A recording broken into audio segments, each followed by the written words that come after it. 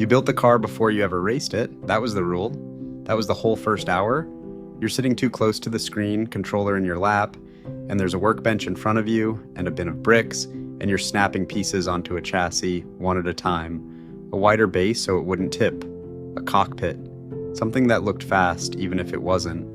You spent longer on the paint than you'd ever admit. And when you finally rolled it onto the starting line, it was yours in a way no other racing game car ever was. You made this thing, and you were about to get it destroyed.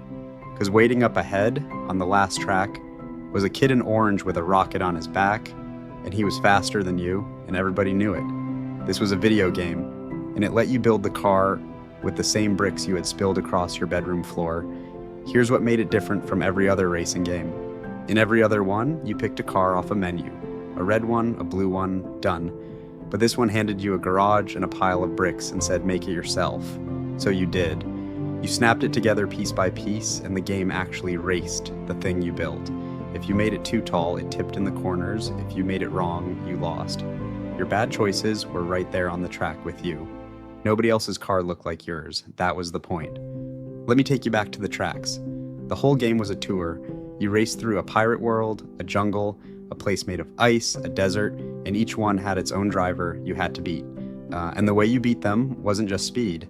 It was the power-ups. You drove over bricks on the track, colored bricks, and they filled up a little meter. And if you were brave enough to wait, if you didn't fire too early, you got the good version of the weapon instead of the weak one. That was the whole skill. Holding your nerve, waiting for the meter to fill while somebody was right on your bumper, praying you didn't get hit before it maxed out. And you always got hit before it maxed out. There was a green shield, a grabber that yanked you forward, and a drop weapon you left behind you to wreck whoever was chasing. You learned them all. You learned exactly which corner to drop an oil slick on so the computer player behind you would spin. You had a spot on every track where you did the same thing every single lap, a little private ritual nobody taught you. Here's a detail that sticks with people. The final boss, the fastest driver, the one you had to beat to win the whole thing. His name was Rocket Racer, and to unlock him, to actually be able to build and drive his car yourself, you had to beat every single circuit in the game. Most kids never did it. Most kids got stuck on him and just kept losing over and over on the same final track, watching that orange car pull away one more time. Beating Rocket Racer was the thing you bragged about at school, and half the kids bragging were lying. The strange part is what people did after they stopped racing. They just built cars. They'd sit in the garage screen with no intention of racing at all, snapping bricks together, making the ugliest possible car on purpose, or the tiniest one that could still move, or a car that was somehow all cockpit and no wheels. The racing was the reason you bought it. The building was the reason you kept turning it on. And the cars had a habit of coming apart.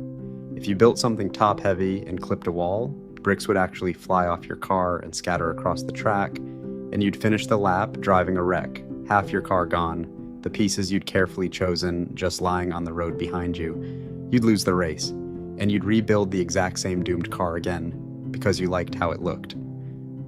The game came out in 1999, made by Lego's own software studio, at a moment when the company was trying to figure out what it was besides a box of bricks. And it landed on almost everything.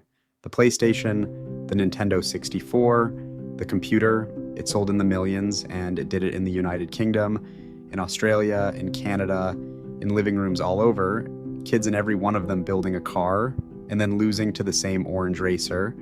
For a lot of those kids, this was the first racing game they were actually good at. Not because it was easy, because it was theirs.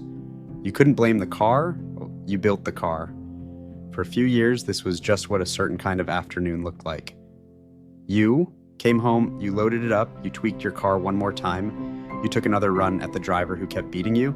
A whole ritual, performed by millions of kids who never met, all snapping the same virtual bricks onto the same virtual workbench. And then it got left behind. And you can see how it happened. A sequel came in 2001, and then the series turned towards something called Drone Racers, and the building, the whole heart of it, the thing that made it different, got quietly stripped out. The later games looked slicker, they moved faster, but they handed you a car off a menu again, like everybody else. And the one thing that made the first one special was just gone. That was the turning point, not the market, not the kids growing up, a design decision made by the studio to take out the bricks. The thing that made it, Lego Racers stopped being the thing the game was about. It didn't vanish overnight. The first game hung around on hard drives and memory cards for years. Kids kept their built car saved, went back to them, showed friends the monster they'd made. But the machines moved on. The PlayStation gave way to the next one, and the disc ended up in a spindle in a closet, or traded in at a store for something newer, and the car you spent an hour building, the one that tipped in every corner but looked incredible, was saved on a memory card nobody could read anymore. Lego kept making racing games. They kept making games about everything, but they never again handed a kid a bin of bricks and a workbench and said, "Build the thing you're about to race." That specific feeling of losing to Rocket Racer in a car that was entirely your own fault, that only lived in the first one. Somewhere there's a memory card in a drawer with your car still on it, the one you were weirdly proud of, too tall, too slow in the corners, painted a color that made no sense. And if you could load it up tonight, you'd roll it onto the starting line and you'd see that orange car up ahead already pulling away. You'd know you built it wrong, and you'd race it anyway. So tell me, what did your car look like? The one you built and refused to change even though it kept losing. I want to hear about it in the comments. I read them. And if you ever spent an hour in that garage screen and then got wrecked by Rocket Racer on the final track, subscribe and stick around. There's more of this. More of the ordinary things we all did and somehow forgot we did together. I'm glad you're here.